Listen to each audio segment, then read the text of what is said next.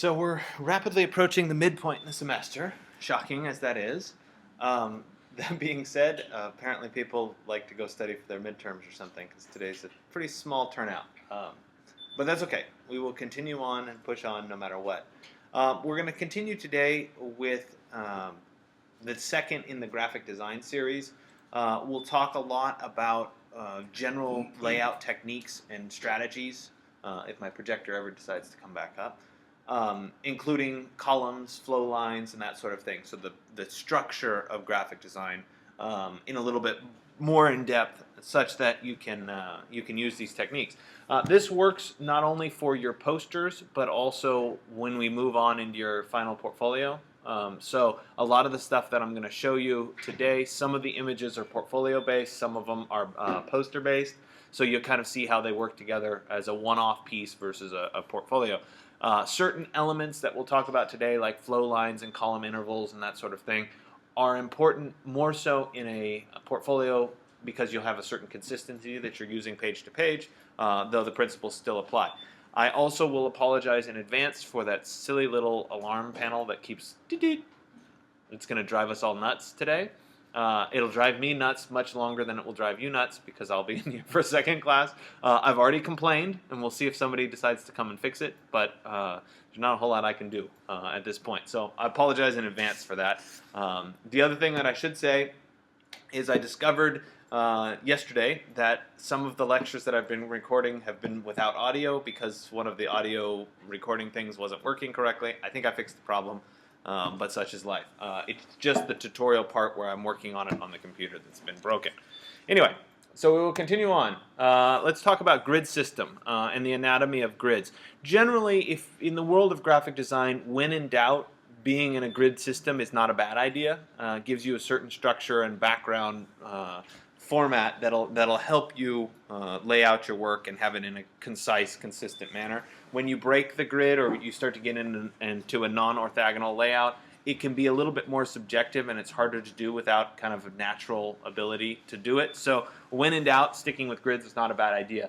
We do have to kind of cover some basic terms so that you understand what I'm talking about when we're critiquing things or working on your portfolio together, etc.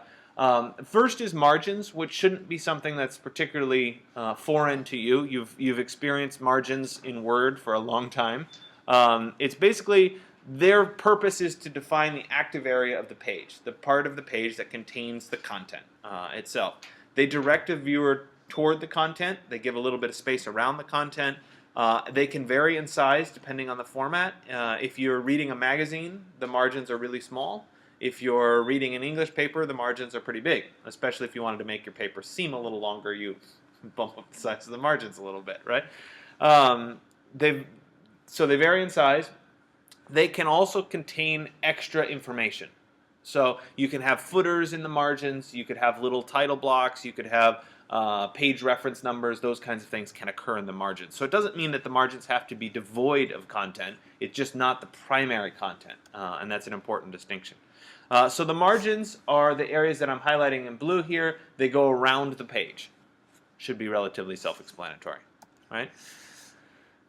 Columns are also relatively self-explanatory. You've experienced them when you've read a magazine. Magazines tend to have a column layout. Newspapers have columns. There's a reason that they call a newspaper article a column, right? Because it tends to follow this. They're vertical divisions of space, and they're used to align elements. They can divide the page into multiple columns. You could have a single column page, right? Your English paper, Ralph, I saw you working on some paper. I don't know whether it was your English paper or what. Architectural history paper. It was a single column layout right now. Okay, so it's important to distinguish that and understand that that's what it is. The widths can vary according to the function of design. One of the things you want to consider is the line length. How long is a line as you read through it? So your columns should be relatively self-explanatory in terms of what they are in the graphic design sense. Okay.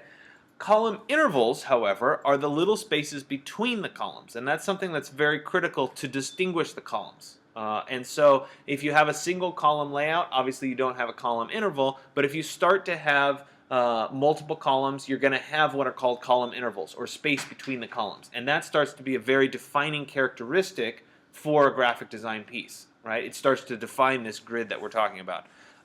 Basically, they're going to prevent elements from colliding with one another. If you imagine, the People magazine that you were reading, or whatever the magazine that you were reading, without any column intervals, the text would just squish right up against each other, and you wouldn't be able to distinguish one column from the next. So these column intervals are really critical to understanding kind of the overall function of the layout. So there would be the column intervals, right? We move from there into something called a flow line, and this is less common, but more common in a graphic design piece like a portfolio, or some body of work where you want this to consistently be applied throughout a certain grouping of images, such that you can have a cohesive body of work. And the flow line is a really critical way of getting that. Basically, it's going to support the vertical columns by dividing the page into horizontal intervals. Usually there's one flow line, sometimes there's two flow lines, and it can vary a little bit. They also provide points of alignment. So the flow line that I'm talking about is this point right here that runs through this page. Right? It runs consistently through that. If I were to flip the page, there'd be another flow line in the same place, page to page to page. And it can really help with the overall layout, specifically in a book. So the flow lines would be these pieces here. In this example, which is the pure gridded example, we're dividing the page up into a bunch of, I think it's 16 little squares ultimately. But you wouldn't necessarily have a flow line in every one of these places, just pointing it out that it could be there. Grid modules are basically the spatial areas that are left over once you divide it up with column intervals and flow lines. It's the little squares, basically. And so that's going to vary. I'm not going to do all of them because it would look like it would be a column layout. But it's these little squares, basically. And so those are going to provide the place for content. And so we can end up with a layout something like this. And we can talk through what's happening in here, right? So we have our margins, the space that goes around the outside of the page altogether, right? We have our columns, right? This would be a 3-column layout per page. This is a full spread, so this would be the dividing line of the page, right? It's a 3-column layout, right? We have our column intervals that are showing up here and here. Those are also called gutter widths, so depending on where you're working, they might call them something different. But there it is again, right? There would be one here, but there's no image. Okay. Then we have our flow lines that are running horizontally across and horizontally across. Okay. And then we also have our grid modules, which are the individual pictures themselves. Okay. So working with a basic grid. The purpose of this grid is to unify and kind of order the compositional space. If you start with a grid, your stuff is going to tend to be relatively organized on the page, right? It's an underlying structure. It should be apparent that it's there, but not the dominating piece. So something like the image that I just showed you here, right? It's obvious that it's built on a grid, right? But you don't see it and say, oh, all I see is the grid, right? You just see all these images, but it has an underlying structure that's a grid. Some images or some pieces are more obvious than others when we see this. And so as we go through the examples, I'll continue to point that out. It's going to allow you to compose visual elements, right, and balance the contrast and shape of the elements on the overall page. Right? One of the things that you want to make sure you do is you don't want to just throw a grid on it because you want to throw a grid on it. You want to really think about what are the proportions of the grid, how many grids, what's the smallest size of these little grids you want it to be, and that's going to be based on the complexity, the overall size of the page, so there's a lot of factors that will determine that. And you want to really carefully think through that, and I'll show you kind of how you would go about deciding in a second. So functions of a grid, you could come up with this list if I asked you to come up with it. Control, organization, rhythm, right, all that sort of stuff is coming from the grid. It's the underlying structure. Okay? Single column grid, it's kind of a misnomer because obviously if it's a single column grid there isn't really a grid, but the concept still applies. They're great for large amounts of continuous text. So Ralph, your history paper is a great example of a single column grid, right? Because it's a large amount of continuous text. Well, hopefully it's a large amount, right? We're working on that part. Okay? The space is defined by the margins, right? So that margin around it is going to give us the active area of the page, right? And it divides it into one column. Margins are often needed. You might need to adjust the sizes of the margins, that sort of thing.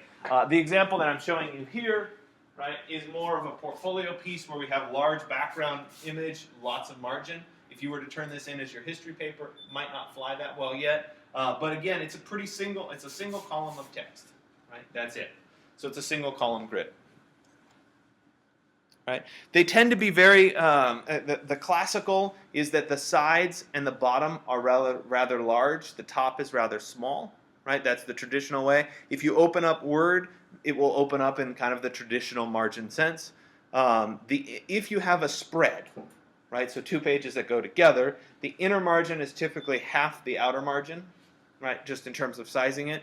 And the positions are always going to be mirrored across the page. So just like the last page that I showed you here, right, the positions of the text are mirrored across the fold. Right? Same thing happens in this next one. Position of the text is mirrored across the fold. Okay? Then we move into multiple column grids. They're going to contain several spatial intervals, and it basically gives you nearly endless possibilities for how you're sorting this out. It's usually suitable for the complex project, and you can create a lot of movement, drama, rhythm within a piece when you have these multiple layouts. So if we look at something like this, I'm trying to show you a bunch of lecture series type posters so that you can get ideas for your poster. If we look at something like this, we have 4 columns, right? The first column contains the text information here. The next column contains something, right? I think it's the first part of the calendar. We move into the second part of the calendar and the third part of the calendar. Okay, so there's a clear 4-column layout. We have our column intervals that space this out so we can read it. Right? Likewise, we have a very strong flow line that happens right here. Right? Notice the color change enhances the flow line. There's our viewpoint. Okay, so as we continue on, right, we can get into what are called modular grids, right? It's the extension of the multiple columns, but we're adding multiple flow lines, and that gets us into the true grid layout, something like this. This is the kind of thing that works pretty well in a portfolio. It also can work well in more of a poster setting, depending on what you're trying to establish and what your poster is going to look like. The result is a page that's divided into consistent spatial units. Right? So determining the modules, this is where I was saying don't apply just an arbitrary grid. Think about what's the ideal size of a grid.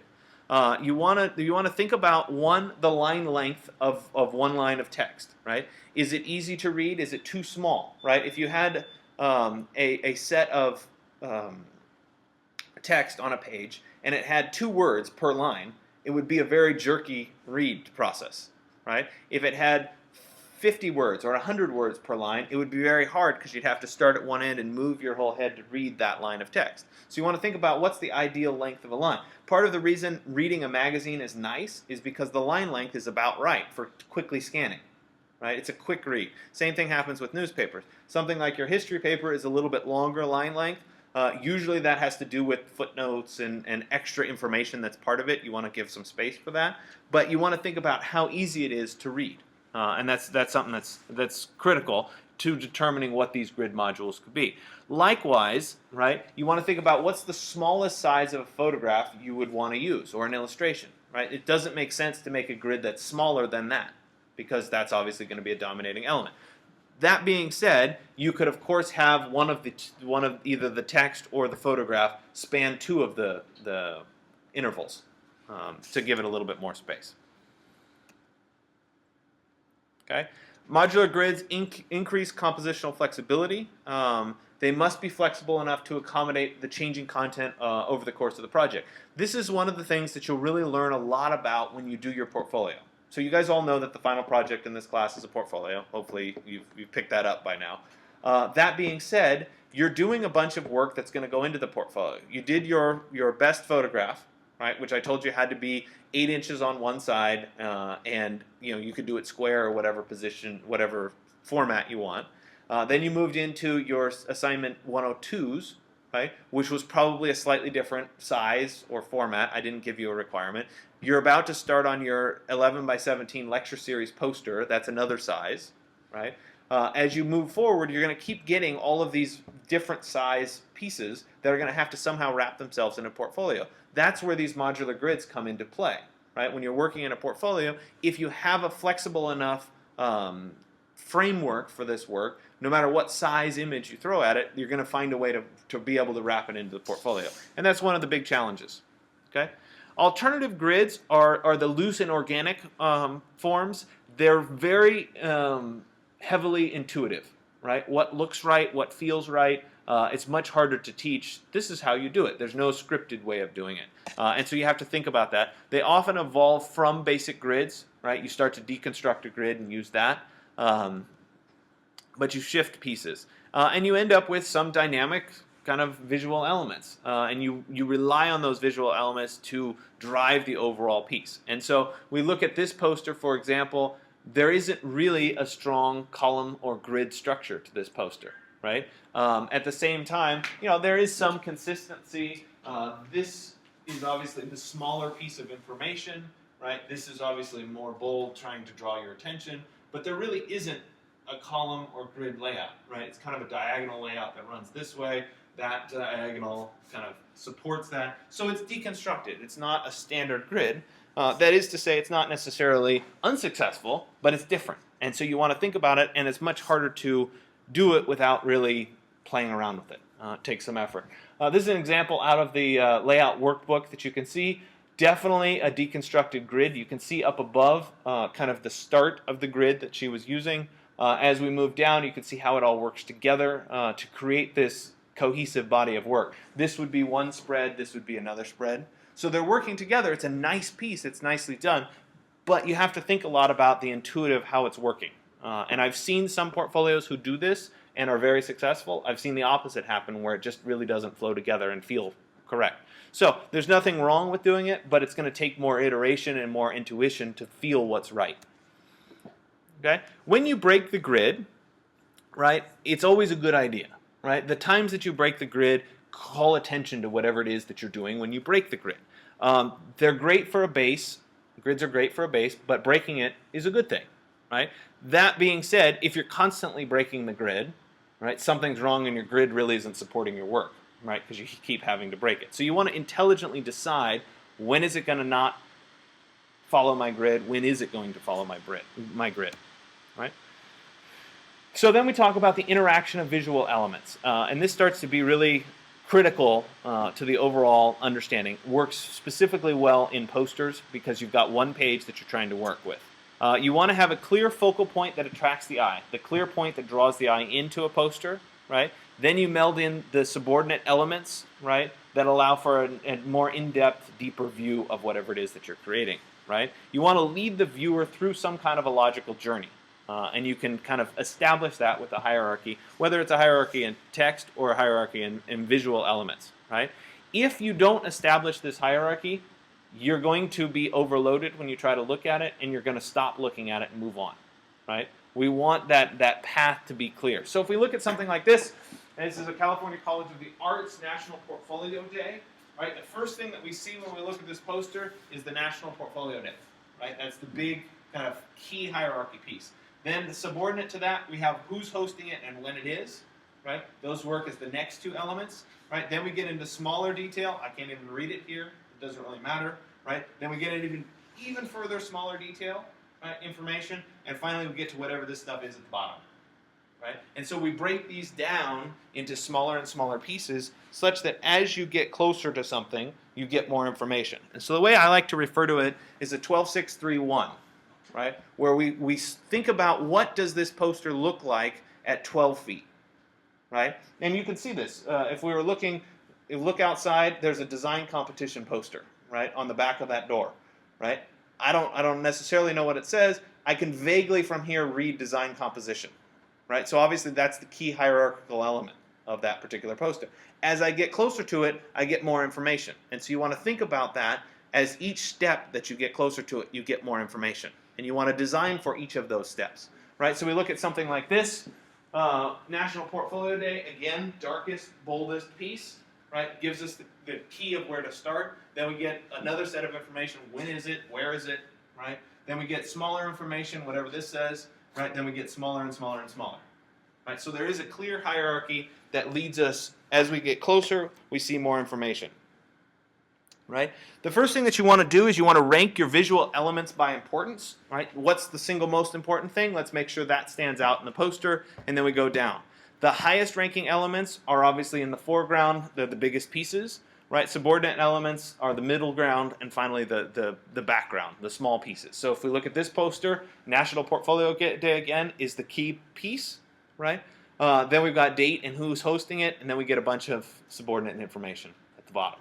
Right? So we want to think really carefully about how that works. And this would work whether you were doing a poster for a lecture series, portfolio day, right, or doing an architectural piece, right, where you're trying to do an overall presentation board. Same thing happens. You want to have that showcase image, the one that you want everybody to look at. That's the key visual element. That's what draws people in. And you want to think very carefully about that. So these are compositional factors, which I'm sure you can come up with a list that's longer than this. But it all works in terms of the overall composition. So let's talk about a few of them, right? The first is space, and I think this is really a critical piece of the composition, and it's going to be the piece that provides the visual contrast to the elements, right? It's the opposite of your actual visual element. It's the space around that gives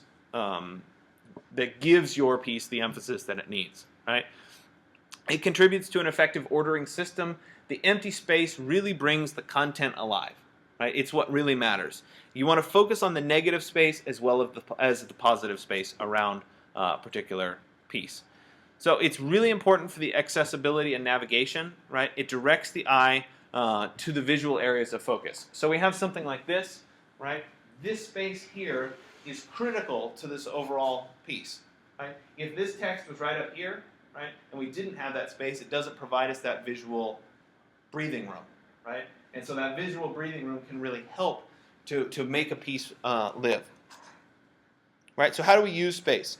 Generally, we're going to group some elements together to provide a focal point, right? Centering an object is the exact wrong thing to do, right? If I had I think Daniel stole the pens out of this room.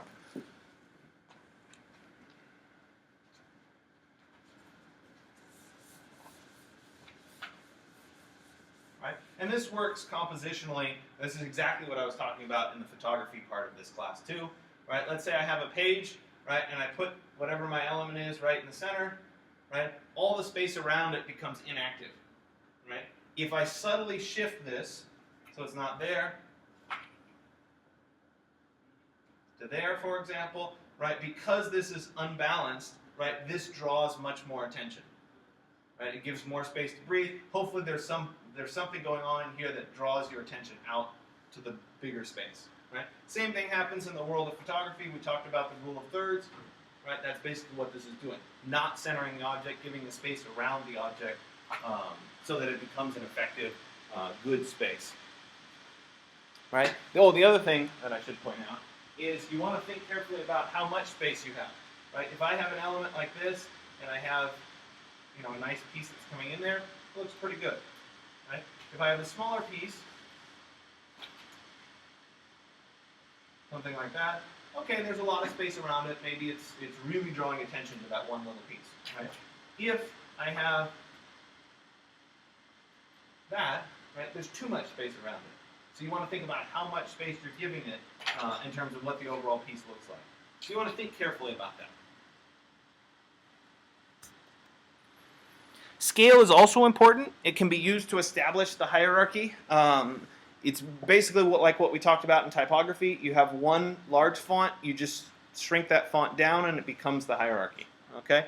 So you're going to try to use some consistency when you're working through your scale, right? Each step down you drop a certain number of font size or certain image size, that sort of thing. So in this instance, right, we have the large image here, right? And as we jump down in scale, the text jumps down as well, right? Large image, we've got the key title information. We start to get smaller. In this case, we're getting lighter, right? Same thing, we get smaller text. At the bottom, we have the whole series of little images, and then we get even smaller text. So there's a clear hierarchy both in image and in the text, right? Quantity is also critical. So if you have too many elements, you can be too cluttered, right?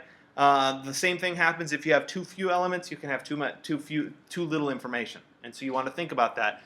You want to make sure all of the elements that you put in your piece have a very specific function. There's two ways of doing this, and it depends kind of who you are and how you like to work. There's a subtractive or an additive method. The additive method is, I'm going to put one piece in, look how it looks, I think I need one more, you put another piece in, you see how it looks. Right? Subtractive method is, I'm going to stick absolutely everything on the page, and then I'm going to start culling out, like, oh, that doesn't look good, let me cut that piece out. Oh, that doesn't look good, let me cut that piece out. Right? So just a different way of working. I tend to be more subtractive. I'd like to see everything that I have and then pick from it. Right? But different people work differently. Orientation and position. Right? This can lead to strong contrasts that enhance the hierarchy. Right? If you have everything that's oriented vertically and then you introduce a horizontal, that'll be a focal point. Right? So you want to think about that. Something like this is pretty good. Right? We have the photograph and the text working together. Right? Everything hinges on this vertical line. Everything else is horizontal in this page. Right? And that's where the text flips. So it creates a very strong focal point for this particular piece. And so in this instance, they're working both with the text and with the photograph as a orientation and position.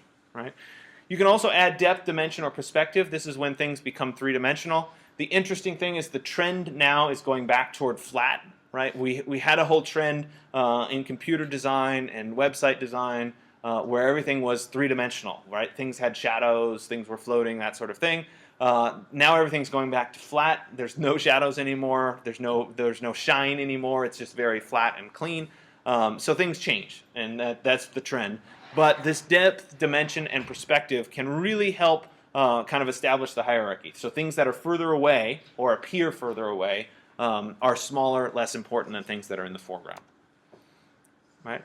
Typography is equally as important to any of the photographic elements that you might be introducing. So it's important to give that as much consideration as anything else that's on the page. So don't forget everything that I talked about last class. Right? Color is also important. It can provide visual interest. All right? It can emphasize specific elements. Let's say your whole poster is in black and white, except there's one colored piece on it. The first thing your eye is going to draw to is the colored piece. Right? So it's important. It doesn't work as well in the opposite sense, where you have one black and white piece and everything else is in color. Right? Doesn't work quite as well. You want to consider the overall tone of the design. Is it appropriate to have bright colors? Is it appropriate to have subtle colors? It just kind of varies. We will spend a whole class lecture on color theory and picking colors, but that's coming down the road. You can use graphic shapes or linear elements to help create these focal points. It works nicely as a background shape or something that draws your attention. The hesitation that I would caution you with is that it's very easy to add too many of these. And I see this in the first round of the portfolio when you guys first start trying. You have lines everywhere. It's the draw for a second. I have my portfolio page here, and we'll do it as a spread, right? And I'm going to put a line across here, and then I'm going to put a line down here. Let me add another line there, do this, and maybe we'll put one more line in, and pretty soon we have like 800 lines across the page that are trying to identify where your elements are. It's very common to do it, right? And so the temptation is to overdo these kinds of little graphical elements. Stick to one strong element. It's right by the title. That's it. It's for clarity.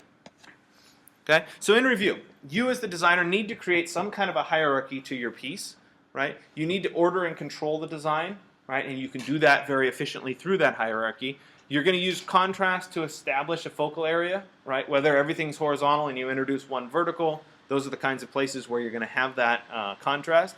And you're going to use the compositional factors that we talked about in order to support your overall design process. Okay? So I have at the end several pictures of a more portfolio design, just so you can get a sense for what's happening. We have a strong column setup here. We have a strong flow line that's happening at the top. That flows through, right, page to page. So we have it here, and we go into the next page. The photographs are slightly off, right? But that flow line still exists on this page right there, right? So there's always a visual cue as you're going through the overall portfolio. He's combined the columns together here, right, into a larger body of text. Right? As we flow through to the next page, there's again a strong flow line, right? Certain consistency of colors. The margins have a certain consistency. So with each page, there's the top of that flow line again. The text here is only 2 columns instead of 3 columns, so he's varying that quite nicely as we go through this.